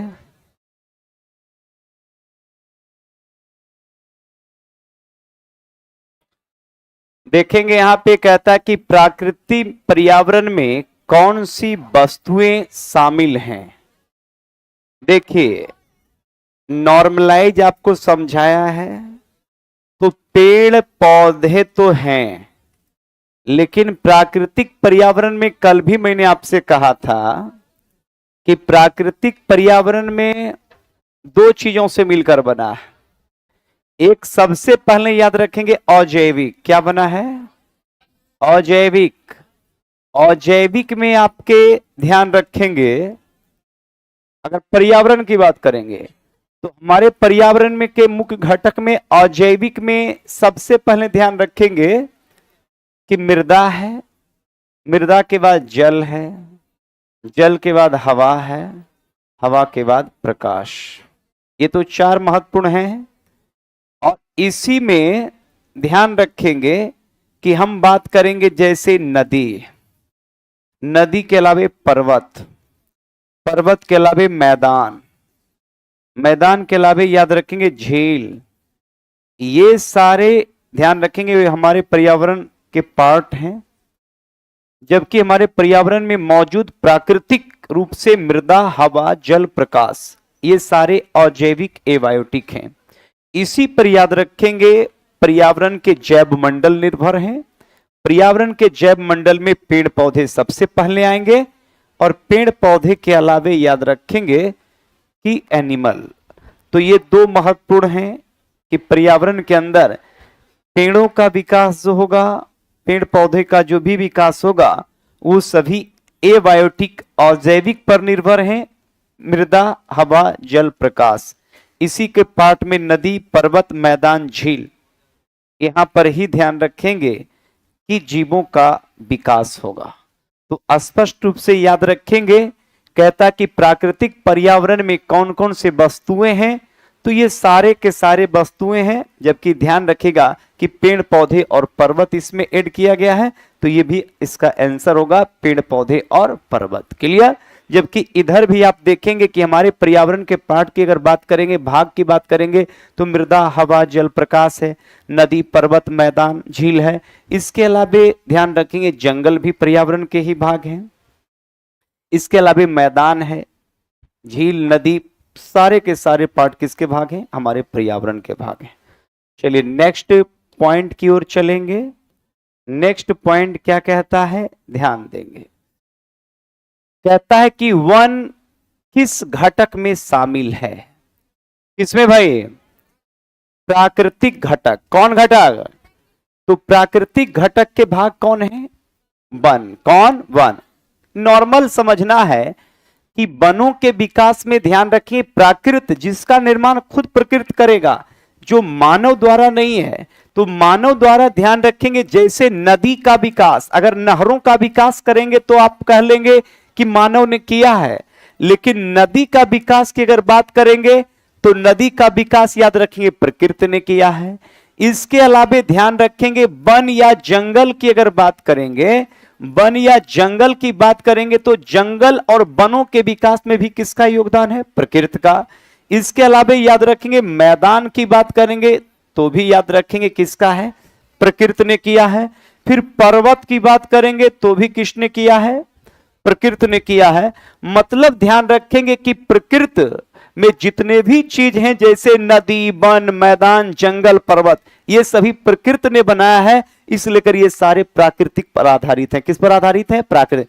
जैसे शहरों का विकास, तो शहरों का विकास मानव के द्वारा हुआ, जबकि याद रखेंगे जंगलों का विकास में मानव का कोई भी योगदान नहीं है। लगातार जंगलों का हास करके मनुष्य लगातार मानव ध्यान रखेंगे पर्यावरण को खतरा में पहुंचा रहा है। जबकि ध्यान रखेंगे मैदान के निर्माण में पर्वत, पहाड़, पठार, मैदान, नदी, झील, झरने, जलप्रपात, ये सभी के निर्माण में मानव का कोई योगदान नहीं है। और ये सारे के सारे के निर्माण में प्रकृति है। इसलिए ये सारे के सारे गॉड मेड है, ना कि मैन मेड। मैन मेड की अगर बात करेंगे तो तालाब, तालाब की बात करेंगे तो तालाब, नहर, ये जल के स्रोत हैं। अब देखिए फंसाएगा आपको कि प्राकृतिक जल स्रोत हैं, प्राकृतिक जल स्रोत हैं। ऑप्शन दे देगा तालाब, ऑप्शन दे देगा कुआं, ऑप्शन दे देगा झील। तो स्पष्ट रूप से ध्यान रखेंगे कि प्राकृतिक स्रोत जल के कौन है? झील, नदी, सागर, महासागर, ये सारे प्रकृति के द्वारा बनाए गए हैं। इसलिए ध्यान रखेंगे प्राकृतिक घटक की अगर बात की जा रही है तो प्राकृतिक घटक में वन तो हैं, लेकिन साथ याद ये भी रखना है कि वन के अलावे नदी, इसके अलावे आपके जंगल, वन, मैदान, पर्वत, पठार, झील, जलप्रपात, ये सभी याद रखेंगे प्रकृति के घटक हैं। किसके घटक हैं?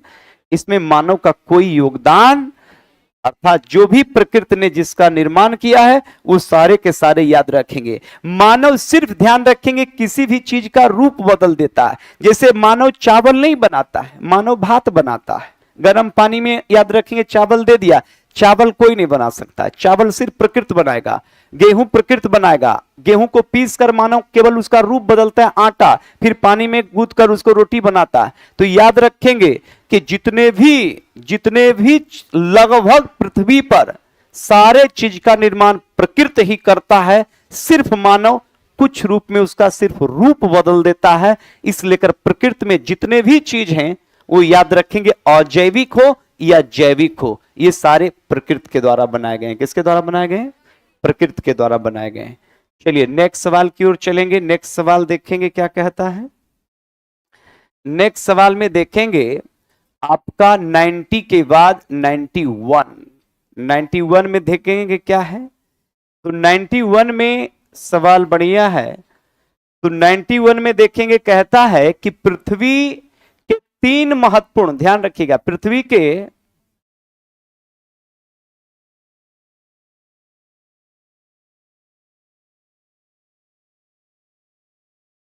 ऐसा होता है, टेंशन नहीं लेना है। बात समझ गया ना? हाँ, बाकी इसका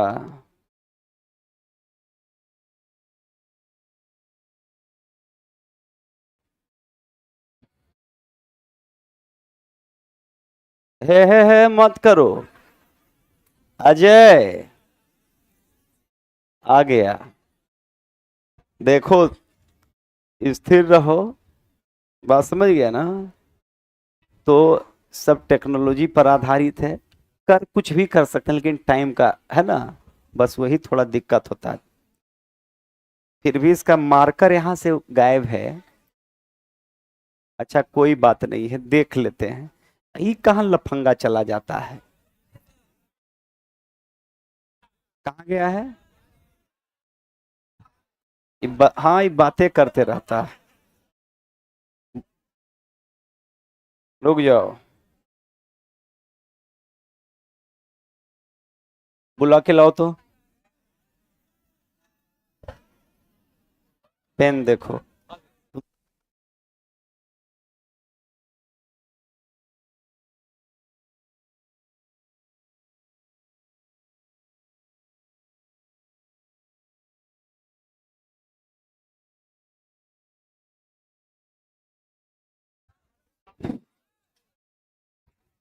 जब तक सिंगर रहेगा तब तक डीजे वाले वहीं रहिए। चलिए ध्यान देंगे। कहता है भाई,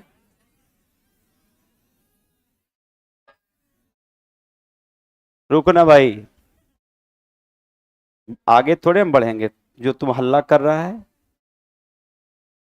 आगे एकदम नहीं बढ़ेंगे, टेंशन नहीं लेना है। 90 हो गया था ना?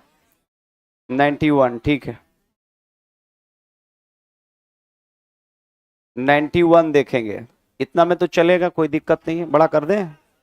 अच्छा बड़ा कर देते हैं। चलो भाई ध्यान दो। कहता है कि पृथ्वी के, ध्यान रखेंगे कि पृथ्वी के 3 महत्वपूर्ण मंडल कौन है? 3 ही मंडल। कल मैंने आपसे बताया था कि स्थल मंडल, जल मंडल, वायुमंडल, ये तीनों जब मिलेगा पूरे विश्व ज्योग्राफी, वर्ल्ड ज्योग्राफी के 3 पार्ट में, ध्यान रखेंगे स्थल मंडल, जल मंडल और वायुमंडल। सदैव ध्यान रखेंगे कि स्थल मंडल पे टोटल कंटिनेंट हम पढ़ा देते हैं, जिसमें टोटल कंटिनेंट में महादेश के अलावा याद रखेंगे देश। और इसी स्थल पर याद रखेंगे जितने भी पार्ट आपको पढ़ाए जाएंगे, जैसे पर्वत, जैसे पठार, जैसे याद रखेंगे मैदान, जैसे याद रखेंगे नदी, इसके अलावा झील, जलप्रपात, ये सारे के सारे पार्ट कहां पे हैं? स्थल मंडल। तो घास के मैदान, मरुस्थल, नदी, झील, जलप्रपात, यहां तक कि याद रखेंगे कि मानव के द्वारा बसाए गए देश, शहर, गांव सब स्थल मंडल के पार्ट हैं। जबकि जल मंडल में आपको ध्यान रखेंगे कि जल मंडल में मुख्य पार्ट होता है महासागर। क्या? जैसे पैसिफिक ओशियन, अटलांटिक, हिंद महासागर के अलावा याद रखेंगे अटलांटिक और आर्कटिक जैसे महासागर की बात करेंगे तो सागर, महासागर, खाड़ी, ये सारे के सारे ध्यान रखेंगे जल मंडल के भाग हैं। किसके भाग हैं? तो मुख्य रूप से याद रखेंगे स्थल मंडल पर ही सब कुछ आपको बताए जाते हैं। और वायुमंडल की अगर बात करेंगे तो वायुमंडल में हमने पृथ्वी के वायुमंडल के बारे में बताया था कि पृथ्वी के वायुमंडल को 5 स्तरों में बांटा गया है, जिसमें याद रखेंगे क्षोभ मंडल, समताप मंडल, मध्य मंडल, आयन मंडल और वायुमंडल, है ना। तो इस तरीके से वायुमंडल को हमने कितने लेयर में बांटा है? 5। कितने कितने? सदैव ध्यान रखेंगे कि पृथ्वी के मुख्य दो पार्ट के अलावा तीसरा एक पार्ट जो है जिसमें स्थल और जल के बाद वायुमंडल है, और यही सब मिलकर याद रखेंगे पर्यावरण बनाएगा। और यही सब मिलकर ये तीनों जब मिलेगा स्थल, जल और वायुमंडल, तब बनता है जैव मंडल। कौन मंडल? और जैव मंडल की अगर बात करेंगे तो जैव मंडल के प्रमुख घटक की बात करेंगे तो इसमें याद रखेंगे कि मुख्य रूप से जैव मंडल के जो पार्ट हैं जीव जगत में, वो याद रखेंगे प्रोटिस्टा, मोनेरा, फंगी, प्लांट और एनिमल। लेकिन उसमें भी 2 महत्वपूर्ण याद रखिएगा, जिसमें प्लांट और एनिमल, प्लांट और पौधे और जंतु। तो स्पष्ट रूप से याद रखेंगे तीनों मंडल जब मिलेगा तो जैव मंडल का विकास होगा। यहां पर पूछा गया था कि पृथ्वी के 3 महत्वपूर्ण मंडल में तो स्थल मंडल, जल मंडल, वायुमंडल। सदैव ध्यान रखेंगे स्थल मंडल पर महादेश, देश, पर्वत, पठार, मैदान, नदी, झील, झरना, जलप्रपात, ये सभी याद रखेंगे। मरुस्थल, घास के मैदान, सभी स्थल मंडल के पार्ट होंगे। जल मंडल पर याद रखेंगे महासागर, सागर और खाड़ी। इसके अलावा वायुमंडल को कितने भागों में बांटा गया? 5। कितने? तो वायुमंडल को कितने भागों में? 5। कितने भागों में? क्षोभ मंडल, समताप मंडल, मध्य मंडल, आयन मंडल और वायुमंडल। क्लियर ना? तो मुख्य रूप से याद रखेंगे कि अगर हम पृथ्वी के महत्वपूर्ण मंडल की अगर बात करेंगे तो ऐसे तो 3 है, लेकिन 3 के बाद चौथा अगर पूछे तो वो याद रखेंगे जैव मंडल होगा। कौन मंडल? कंफर्म ना? चलिए नेक्स्ट सवाल की ओर चलेंगे। नेक्स्ट सवाल कहता है, ध्यान दीजिएगा, कहता है कि पर्यावरण के संदर्भ में पर्यावरण के कितने घटक हैं? 2, प्राकृतिक और मानव निर्मित। प्राकृतिक और, तो पर्यावरण के 2 घटक कौन कौन? प्राकृतिक और याद रखेंगे मानव निर्मित। जैसे याद रखेंगे, सीधा समझिए कि प्रकृति में भारत की सबसे बड़ी झील कौन है? चिल्का। कौन? नाम सुने ना? कौन सी झील? चिल्का। चिल्का एक झील है जो याद रखेंगे प्राकृतिक झील है। कैसे झील है? जबकि याद रखेंगे बूलर भी प्राकृतिक झील का उदाहरण है। कैसे झील का उदाहरण है? कौन? बूलर। कौन सा? जबकि अगर आपसे पूछ दे कि बताइए आप लोग कि मुख्य रूप से गोविंद सागर, कौन सा? ये गोविंद सागर झील जो सतलज नदी पर बना हुआ है, ये गोविंद सागर झील बताइए मानव निर्मित है कि प्रकृति है? क्या है कि नहीं है? जबकि याद रखेंगे आपसे अगर पूछ दे कि मुख्य रूप से ध्यान रखिएगा, जैसे आप हीराकुंड बांध का नाम सुने होंगे। किस बांध का? हीराकुंड बांध का नाम सुने ना? तो हीराकुंड बांध या जलाशय जो है, हीराकुंड जलाशय अगर आपसे पूछ दे तो बताइए मानव निर्मित है कि नहीं है? है कि नहीं है? कौन? हीराकुंड। कौन? तो हीराकुंड याद रखेंगे कैसा है? मानव निर्मित। कैसा है? कौन सा?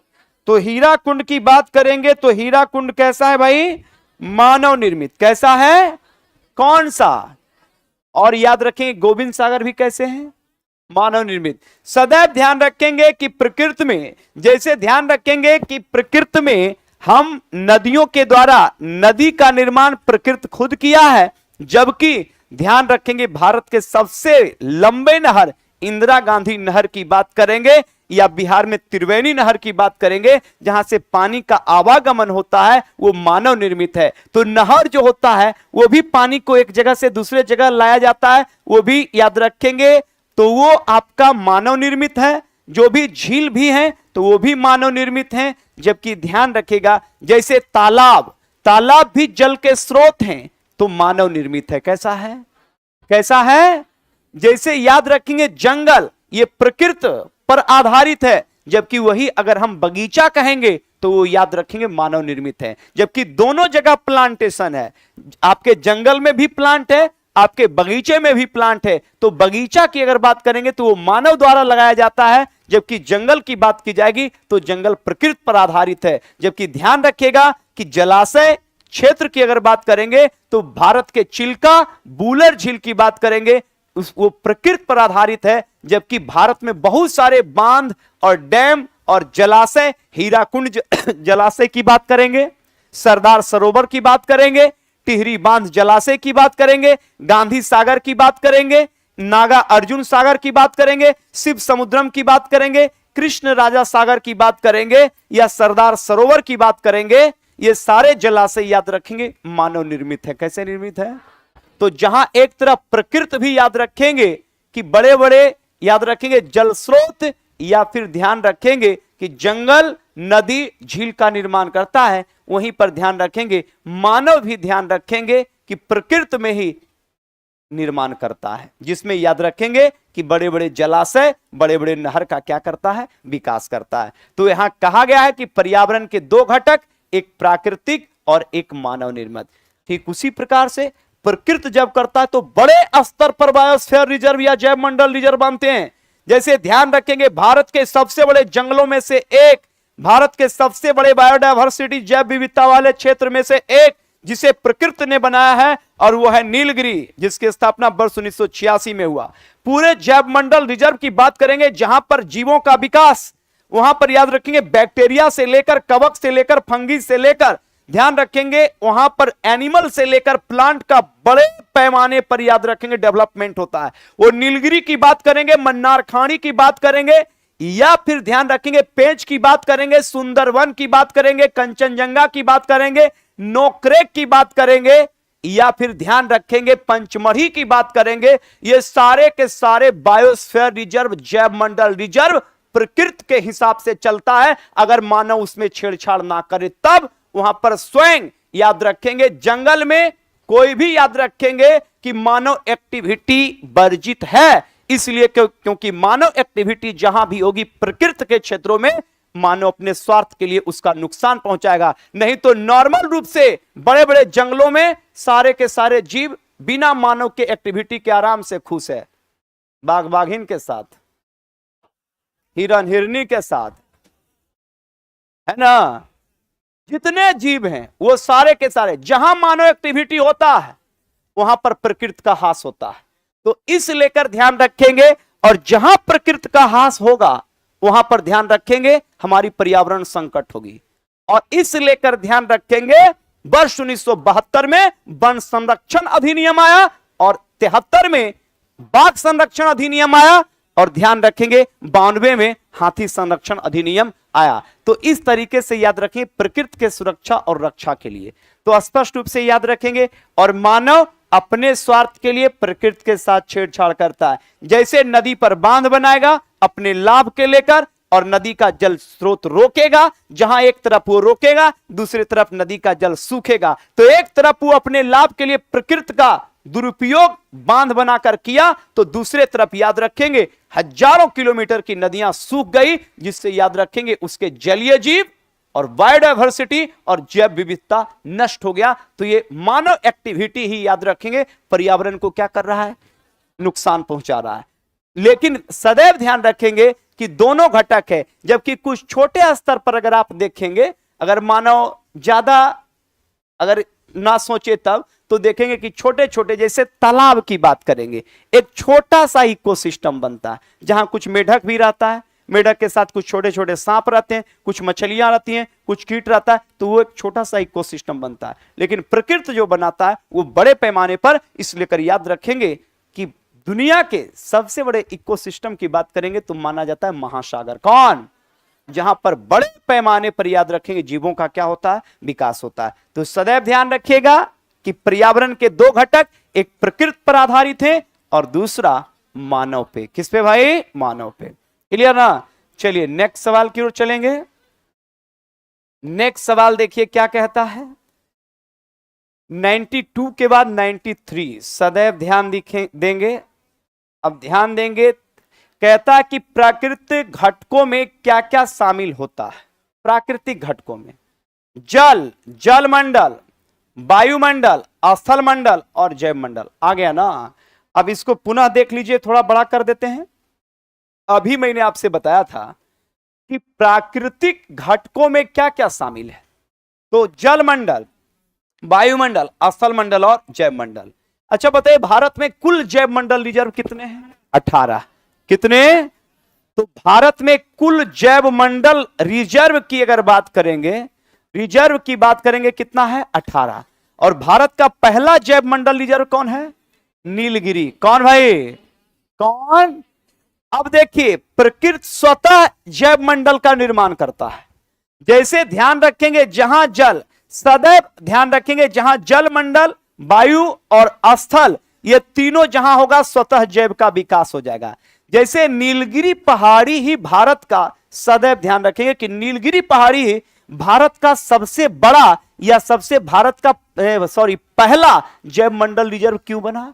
इसका कारण समझिए इसको कि देख भाई, आराम से समझो कि जैव मंडल का विकास कैसे होता है। आपको एक क्वेश्चन पढ़ते होंगे कि पश्चिमी घाट और पूर्वी घाट का जो मिलन होता है वो कहां होता है? इन नॉर्मल सब पढ़ लिया होगा, पढ़ा है कि नहीं पढ़ा है? किस पहाड़ी पर? अब देखिए जैव मंडल का विकास कैसे होगा। तो सबसे पहले भाई देखना है कि ये तो नीलगिरी तो स्थल है ही, जमीन है, पहाड़ है, जंगल है, सब कुछ है। और ये नीलगिरी जहां भी है उसका एक अपना वायुमंडल है। यहां भी हम है तो अपने वायुमंडल में है। यहां से भी याद रखें, क्षोभ मंडल, समताप मंडल, मध्यमंडल, आयन मंडल सब है नीलगिरी के पास, मतलब पूरे धरती का एक अपना वायुमंडल है। तो स्थल मंडल भी है और वायुमंडल भी है। इसके अलावा जलमंडल की अगर बात करेंगे तो जलमंडल प्यारे नीलगिरी से ठीक सटा है अरब सागर। कौन सागर? अरब सागर के ठीक नीचे इंडियन ओशियन है और इधर बंगाल की खाड़ी है। अब प्रकृति क्या करता है कि इस नीलगिरी पहाड़ी को सबसे ज्यादा बायोडायवर्सिटी या जैव विविधता क्यों बनाया? तो इसलिए क्योंकि यहां पर बड़े पैमाने पर ध्यान रखेंगे, तीनों चीज की कोई कमी नहीं है। यहां पर खूब इस क्षेत्र में वर्षा इसलिए होती है क्योंकि पश्चिमी घाट इधर अरब सागर से भी पानी मिल जाता है और नीलगिरी को इधर बंगाल की खाड़ी से भी पानी मिलता है। तो यहां पानी की कोई कमी नहीं होती। और पानी की जहां कोई कमी नहीं होगी वहां पर याद रखेंगे प्लांट का डेवलपमेंट, पौधे का डेवलपमेंट बेहतर होगा। और इसके अलावे प्रकाश की भी कोई कमी नहीं है। और प्रकाश की जब कोई कमी नहीं होगी तो ध्यान रखेंगे मिट्टी भी बेहतर है। तो मिट्टी के अलावे ध्यान रखेंगे प्रकाश और याद रखेंगे CO2 यहां बहुत बेहतर तरीके से इस एरिया में उपलब्ध है, जिस कारण यहां के पेड़ पौधे का विकास बहुत तेजी से हुआ। छोटे से छोटे पौधे, बड़े से बड़े पौधे बहुत ज्यादा डेवलप होते हैं। ठीक उसी प्रकार से जिस प्रकार से ग्रीष्म ऋतु के अपेक्षा बिहार के मैदानी इलाकों या बिहार के गांव घरों में पेड़ पौधे का डेवलपमेंट बहुत ज्यादा होता है। बरसात के दिन में देखिएगा कि कोई भी पेड़ पौधा जहां तहां जन्म जाएगा, लेकिन ग्रीष्म ऋतु में वर्षा के अभाव के कारण पेड़ पौधा नहीं जन्म लेता।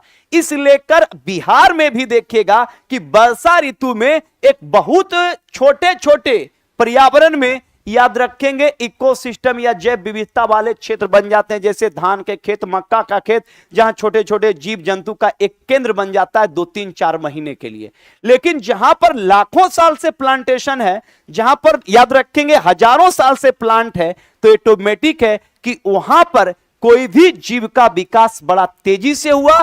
क्योंकि जब जंगल घने हुए तो वहां पर शाकाहारी एनिमल आए, शाकाहारी एनिमल के साथ मांसाहारी एनिमल आए और बना एक बहुत बड़ा जैव मंडल रिजर्व। और वो जैव मंडल रिजर्व याद रखिए प्रकृति पर आधारित था, जहां पर ध्यान रखेंगे स्थल मंडल, जल मंडल, वायुमंडल तीनों का मिलन हुआ और फिर जीवों का वेल डेवलप विकास हुआ और बना जैव मंडल क्षेत्र। और भारत का सबसे पहला जैव मंडल रिजर्व का नाम था नीलगिरी। कौन था? जबकि दुनिया की अगर बात करेंगे, दुनिया में सबसे ज्यादा बायोडायवर्सिटी की बात करेंगे तो वो है, याद रखेंगे, अमेजन का बरसावन, जहां पर दुनिया के सबसे ज्यादा पक्षी, दुनिया के सबसे ज्यादा सांप, दुनिया के सबसे ज्यादा एम्फीबिया, दुनिया में सबसे ज्यादा याद रखेंगे इंसेक्ट। अमेजन बरसावन के बाद याद रखेंगे अफ्रीका का कांगो बरसावन, दुनिया में सबसे ज्यादा जैव विविधता या बायोडायवर्सिटी है। क्योंकि सदैव ध्यान रखिएगा कि वो अमेजन बरसावन हो या अफ्रीका का कांगो बरसावन हो, विषुवत रेखा पर है, वहां खूब प्रकाश है, सालों भर प्रकाश है, सालों भर वर्षा होती है, उच्च तापमान, उच्च वर्षा, खूब घने वन, और सबसे ज्यादा घने वन जहां होंगे वहां पर सबसे ज्यादा एनिमल का विकास होगा। इसलिए कर दुनिया के सबसे बड़ा या दुनिया का सबसे ज्यादा बायोडायवर्सिटी क्षेत्र है अमेजन का बरसावन। कौन बरसावन? और अमेजन बरसावन कहां है? अमेजन बरसावन दक्षिण अमेरिका के ब्राजील में। दक्षिण अमेरिका के कौन बरसावन? अमेजन। कौन? तो अमेजन बरसावन कहां है? दक्षिण अमेरिका के, याद रखेंगे, ब्राजील में। दक्षिण अमेरिका के कौन बरसावन? अमेजन। क्लियर? चलिए नेक्स्ट सवाल की ओर चलेंगे।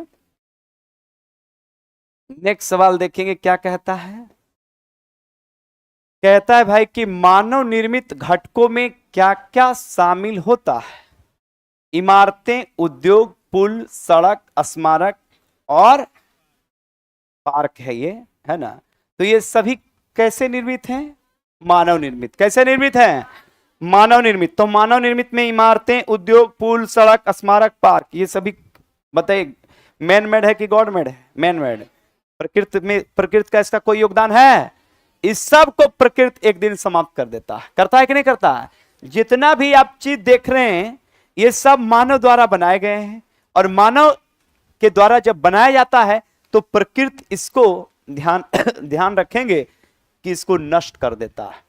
एक इसका एज है। जितना भी चीज आप देख रहे हैं, इमारत, उद्योग, पुल, सड़क, पार्क, इस सब का एक अपना एज है। एक एज के बाद ध्यान रखेंगे बड़ी बड़ी बिल्डिंग, सड़कें, पुल, इमारत, सब प्रकृति उसको क्या करता है? समाप्त कर देता है। क्योंकि आपने प्रकृति के खिलाफ होकर ये सारी एक्टिविटी, मानव एक्टिविटी किया है, जिस कारण याद रखेंगे प्रकृति इस पर लगातार काम कर रहा है। जिस प्रकार से ये बिल्डिंग जब बना है, नया है, अभी भी ठीक ठाक है, आज के 50 साल के बाद इस बिल्डिंग में आने से लोग कतराएंगे। क्योंकि ध्यान रखेंगे प्रकृति इसको क्या करेगा? धीरे धीरे समाप्त करेगा। क्या करेगा? समाप्त करेगा। चलिए नेक्स्ट पॉइंट की ओर चलेंगे। आई लगता है सुस्ता गया है कुल जी, क्या है? कुछ बात है कि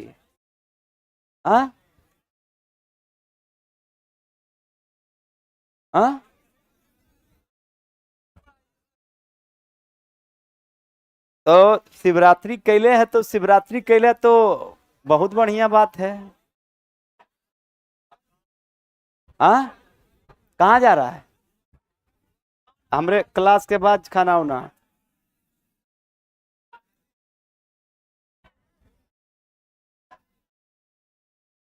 भाई हड़बड़ाओ मत तुम लोग। चलिए ध्यान दीजिएगा। देख भाई यहां पे सजीवों एवं पर्यावरण के बीच परस्पर निर्भरता क्या कहलाता है? परितंत्र। क्या कहलाता है? सजीवों और पर्यावरण, सजीवों और कौन के बीच, बहुत भी इसको याद रखना है। सजीवों और पूरा समझाएंगे, सजीवों और पर्यावरण के बीच परस्पर निर्भरता को क्या कहते हैं? परितंत्र। क्या कहलाता है? परितंत्र। अब ध्यान समझिएगा, सजीव किस पर निर्भर है? पर्यावरण। किस पे? पर्यावरण के प्राकृतिक, ध्यान दीजिएगा, पर्यावरण के प्राकृतिक घटक की अगर बात करेंगे, पर्यावरण के प्राकृतिक घटक की बात करेंगे तो प्राकृतिक घटक में याद रखेंगे मृदा। कौन है? पूरे बताएंगे कि प्रकृति में मृदा से आपका बॉडी का डेवलपमेंट होता है और मिट्टी में मिलेगा। बस 2 मिनट में सबको मिट्टी में मिलाएंगे। सजीवों का पर्यावरण में मृदा, यही याद रखेंगे सृष्टि का सत्य है। मिट्टी ही सर्वोच्च बहुमूल्य चीज है। ध्यान रखेंगे, जो गोल्ड फोल्ड जितना पहने, हीरा चांदी सब खत्म है। सबसे कीमती मिट्टी है, क्योंकि जो शरीर है वो मिट्टी का ही है और ये मिट्टी में मिलेगा। कैसे? ध्यान समझो। ये पर्यावरण के प्रमुख घटक कौन है? मिट्टी। क्योंकि ध्यान रखेंगे कि बड़े से बड़े प्लांट की बात की जाएगी या बड़े से बड़े एनिमल की बात की जाएगी या मानव शरीर की बात की जाएगी, ये सारे अप्राकृतिक स्वरूप से याद रखेंगे इनका डेवलपमेंट होता है, और लास्ट में जब इनका डेथ होता है तो सबसे सूक्ष्म जीव हमारे पर्यावरण का बैक्टीरिया इसके सारे शरीर को डिकम्पोज करके मिट्टी में मिला देता है, और फिर मिट्टी से ये प्लांट उसको पोषक तत्व में लेकर, याद रखेंगे, पुनः ध्यान रखेंगे कि बदलते हैं, और फिर मानव ध्यान रखेंगे उसी प्लांट को खाता है, और एक साइकिल के रूप में कैसे चलता है ये ध्यान देंगे कि पर्यावरण के सबसे महत्वपूर्ण पार्ट है मृदा। मृदा के बाद इसमें जल रहेगा, और पर्यावरण के ही पार्ट याद रखेंगे प्रकाश है। कौन है? प्रकाश है कि नहीं बताओ? तो मिट्टी, जल, प्रकाश, और सबसे महत्वपूर्ण याद रखेंगे हवा। हवा में याद रखेंगे CO2। ये चार प्रकृति द्वारा बनाए गए जीवों से प्यारे ध्यान रखिएगा कि प्लांट बनेगा। सबको पता है, कहता है सजीव पर्यावरण पर कैसे निर्भर है। ये पर्यावरण के मुख्य पार्ट में मिट्टी, जल, प्रकाश, हवा। ये मिट्टी, जल, प्रकाश, हवा जंगल में भी मिलते हैं, ये सबको पता है। और जंगलों का विकास भी अगर बात करेंगे तो हमारे पर्यावरण में जंगलों का विकास इसी पर निर्भर है। एक समाप्त हो गया, जंगल समाप्त हो जाएगा। मिट्टी, जल, प्रकाश, हवा एक समाप्त हो गया, सारे पेड़ पौधे, जंगल समाप्त हो जाएंगे। इसी पर प्लांट या यूं कह लीजिए जंगल है। जंगल के अलावा यूं कह लीजिए पौधा है, धान, गेहूं, मक्का, जो भी आप मान लीजिए सारे के सारे हैं। तो ये सारे स्वपोषी, सारे के सारे प्रकृति के स्वपोषी प्लांट, ये सारे चीजों पर याद रखेंगे आपका निर्भर है, जो पर्यावरण के पार्ट हैं। अब इस प्लांट की बात करेंगे, प्रत्यक्ष रूप से प्लांट और पौधे ये सभी चीज पर निर्भर है। एक चीज समाप्त हो गया, सारे प्लांट समाप्त हो जाएंगे। और इस प्लांट, पेड़ पौधे पर, वो बड़े से बड़े प्लांट, छोटे से छोटे प्लांट, कोई भी प्लांट पर याद रखेंगे, मुख्य रूप से याद रखेंगे एनिमल, जंतु याद रखेंगे निर्भर है। और जंतु में याद रखना मेरे नालायकों, मानव भी इसी पर निर्भर है। मानव याद रखेंगे जान के सर्वाहारी बन गया, टेस्ट बनाने के लिए सब कुछ खा जाता है। आर्थ्रोपोडा, एनेलिडा, मोलस्का सब खाता है। ये केकड़ा भी खाता है, घोंघा भी खाता है, शंख भी खा जाता है, सांप भी खा जाता है, सब कुछ खा जाता है। खाता है कि नहीं खाता है? तो ये सब खाता है। अब ध्यान देंगे कि ये मानव सभी चीज खाकर, गौर करिएगा कैसे हम लाइफ साइकिल बना रहे हैं। ये मानव की बात कर लीजिएगा। मानव में मेरे प्यारे ही देखे दिनेशवा, है ना, आराम से देखो, समझो, ये दिनेशवा है। हवा मत, जगह नहीं है, इसलिए कि हम बना नहीं पा रहे हैं। कोई भी पौधा या जंतु, कोई भी पौधा या एनिमल मानव खाता है। मछली खाए, मुर्गा खाए, बकरा खाए, कुछ भी खाए, चावल, रोटी, दूध, दही, जो भी खाए सब खाएगा। एक ध्यान रखेंगे, एक पार्टी में जाएगा, एक पार्टी में कोई जाएगा तो ध्यान रखेंगे वो फिश भी खाएगा, मटन भी खाएगा, फैट, कार्बोहाइड्रेट, प्रोटीन सब लेगा, विटामिन A, B, C के सब ले लेगा। और सब जब लेगा तो वो बॉडी के अंदर जाएगा। कहां जाएगा? बॉडी के अंदर। इस सीधा ध्यान रखेंगे, कोई भी चीज मानव खाएगा प्रकृति से खाएगा, मतलब वो या तो जंतु से लेगा या तो वो प्लांट से लेगा। अब प्लांट से लेने के बाद वो सारे व्यंजन को वो खा लिया, खा के याद रखिए एक प्लेट पर सब कुछ है, जंतु भी है, प्लांट का भी पार्ट है। सब जब खा लिया तो इसके आमाशय पेट में गया, पेट में चला गया। ध्यान सुना, पेट में जब गया मेरे नालायकों, तो पेट में जाने के बाद आपको पता होनी चाहिए कि अगर मान लीजिए कि चावल या रोटी लिया तो चावल रोटी याद रखेंगे गेहूं से प्राप्त हुआ या पौधे से, चावल से प्राप्त हुआ। और ध्यान रखेंगे कि प्रकृति में अगर बात करेंगे तो ये चावल और रोटी ये प्रकृति में कार्बोहाइड्रेट के रूप में हमने उसको लिया। और कार्बोहाइड्रेट के रूप में जब मैंने लिया तो सबको पता कि कार्बोहाइड्रेट का पाचन हो जाएगा। और पाचन जब कार्बोहाइड्रेट का हुआ तो ऑटोमेटिक कार्बोहाइड्रेट का लास्ट उत्पाद याद रखेंगे हमारे बॉडी में ग्लूकोज होता है। क्या होता है? जो कोई भी एक्टिविटी करने के लिए हम जिम्मेदार होते हैं, और लगातार ध्यान रखेंगे कि ये कार्बोहाइड्रेट से ग्लूकोज बनता है और ग्लूकोज के बाद वही ग्लूकोज माइटोकॉन्ड्रिया में जाकर याद रखेंगे ऑक्सीडेशन होता है, जो याद रखिए ऊर्जा के रूप में आपको मिलता है। तो कोई भी मानव एक्टिविटी कर रहे हैं तो उसमें याद रखिए कार्बोहाइड्रेट, और कार्बोहाइड्रेट कहां से मिला? प्लांट से। या फिर फैट आपने लिया, घी लिया, या फिर याद रखेंगे मटन का चर्बी लिया, या फिर मछली का चर्बी लिया, कुछ भी लिया, ये सारे के सारे फैट है। फैट का पाचन लाइपेज करेगा, लाइपेज जब करेगा तो भी याद रखेंगे उसके लास्ट उत्पाद में ध्यान रखेंगे कि ग्लूकोज का पार्ट बनेगा। जबकि ध्यान रखिएगा कि आपने प्रोटीन या कुछ भी लिया तो ये स्पष्ट रूप से ध्यान रखेंगे कि ये भी हमारे बॉडी के पार्ट में ध्यान रखेंगे कि बॉडी मसल्स डेवलपमेंट में एमिनो एसिड में बनेगा।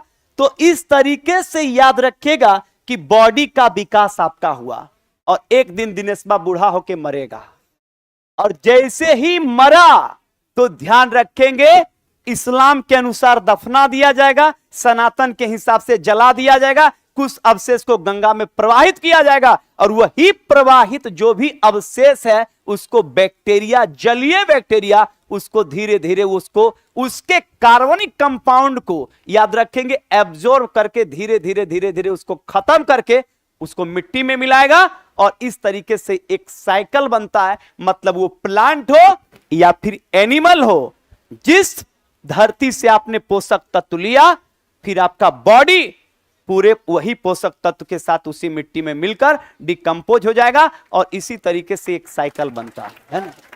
तो ये ध्यान रखिएगा। तो यहां पर कहता है कि सजीव एवं पर्यावरण के बीच निर्भरता क्या कहलाता है? परितंत्र। क्या कहलाता है भाई? चलिए जाओ ना भाई, तो 100 कर ही देंगे। प्राकृतिक पर्यावरण की वस्तु कौन सी है बताइए? जल, भूमि, हवा, पेड़, पौधे। पूरा आपको याद करवाए हैं कि ध्यान रखेगा कि प्राकृतिक पर्यावरण की वस्तु क्या है? जल, भूमि, हवा, पेड़, पौधे, जंगल, सारे के सारे किसके पार्ट है भाई? किसके हैं? प्रकृति के। किसके हैं? प्रकृति। मानव इसमें से कोई भी एक चीज बना सकता है? एक भी चीज मानव द्वारा निर्मित नहीं है, यह ध्यान रखिएगा। जबकि नेक्स्ट सवाल की ओर चलेंगे, नेक्स्ट 97 में देखेंगे आप लोग, 97 में देखेंगे आप लोग क्या कहता है। 97 में नदियों में प्रदूषण का मुख्य कारण क्या है भाई? फैक्ट्रियों से निकलने वाला क्या? कचरा। तो ये तो आसान है कि नदियों में प्रदूषण का मुख्य कारण क्या है? फैक्ट्रियों से निकलने वाला कचरा। और ध्यान रखेंगे भारत सरकार का गंगा नदी पर याद रखेंगे एक प्रोजेक्ट है, याद रखेंगे नमामि गंगे। कौन सा? तो नमामि गंगे की अगर बात करेंगे तो नमामि गंगे गंगा के सफाई को लेकर भारत सरकार की एक महत्वाकांक्षी योजना है। कौन सा? नमामि गंगे। कौन गंगे भाई? चलिए नेक्स्ट सवाल यहां पर भी देख लेंगे, वही नमामि गंगे। गंगा नदी पर जल प्रदूषण को कम करने के लिए कौन सी योजना शुरू की गई है? नमामि गंगे। कौन गंगे? तो गंगा में प्रदूषण को कम करने के लिए कौन सी योजना? नमामि गंगे। कौन गंगे? नमामि गंगे। ध्यान रखिएगा। नेक्स्ट सवाल प्यारे, गंगा नदी में जीव जंतुओं के संरक्षण के लिए कौन सी योजना लागू की गई है? राष्ट्रीय गंगा नदी जलीय जीव योजना। राष्ट्रीय गंगा नदी जलीय जीव योजना का मुख्य उद्देश्य है कि गंगा नदी में जीव जंतुओं का क्या किया जाए? संरक्षण। ताकि ध्यान रखेंगे गंगा का संरक्षण मतलब देश के 50 करोड़ आबादी का संरक्षण, क्योंकि गंगा नदी का अगर ध्यान रखेंगे विलुप्त होना तो याद रखेंगे भारत के आधे सृष्टि के लिए खतरा है। इस लेकर ध्यान रखेगा कि गंगा नदी का संरक्षण और गंगा के जलीय जीवों का संरक्षण क्या है? अति आवश्यक है। ये बात ध्यान रखेगा। और सेशन का आज का लास्ट सवाल, गर्मी के मौसम में अधिक गर्मी अनुभव करने का एक कारण क्या हो सकता है?